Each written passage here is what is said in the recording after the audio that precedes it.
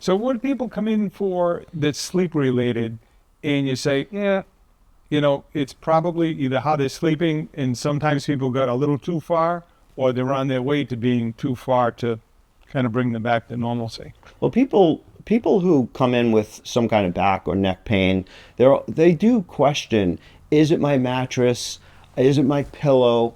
And of course, through examination, through some treatment, we can determine, is this a condition that is going to resolve in their current mattress or pillow situation? And if I find that I'm adjusting the patients and treating them on a regular basis and they're not recovering, then we're going to start to look into mattress as a possible underlying cause. Because that's about 6 to 8 hours that they should be sleeping and resting. And if they're not recovering at a normal pace, they're outside the normal bell curve of recovery, then let's take a look at mattress, and I'll start asking those questions. It's interesting to see, because some people, as we get older, or whatever age you are, your body changes, and it doesn't always change the way we want it to change. So it's a very delicate conversation.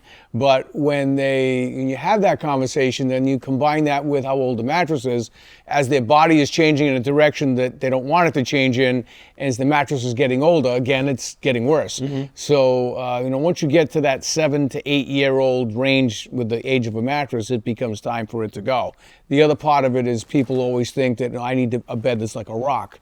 And depending upon what background they're from, some people have a firm belief that, no pun intended, that they want this thing like the ground, and it's the worst thing in our opinion. Well, in the old days, and a lot of customers that come in that are, older, 50, 60 years ago, when you came into our stores, there were 3 mattresses.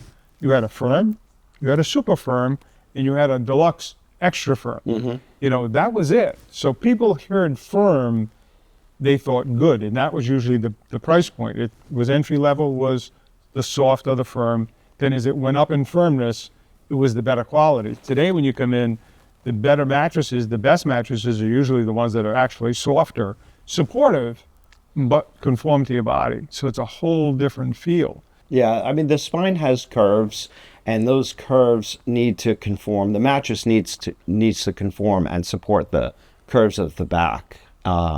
If that's not able to happen, the spine is going to be in a constant state of stress.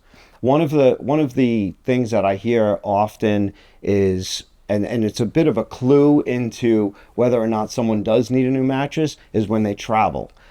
People who travel often, they'll have a comparative indication right there where, hey, I slept in this hotel bed and I slept a lot better than my regular bed. Well, that's an indication that it might be time for a new mattress at home. Or the contrary could happen too.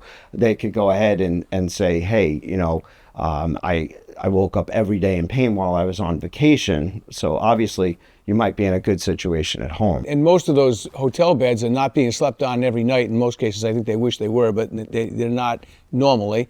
And they switch them out a lot more than the average consumer. So when you change it up, and then depending upon how they make up the bed, how is it? Some of them have they spent more money on the linen than they did on the mattress. If you're on vacation, you might be in a better mood than if you're at home. So that helps too. It's true, more relaxed.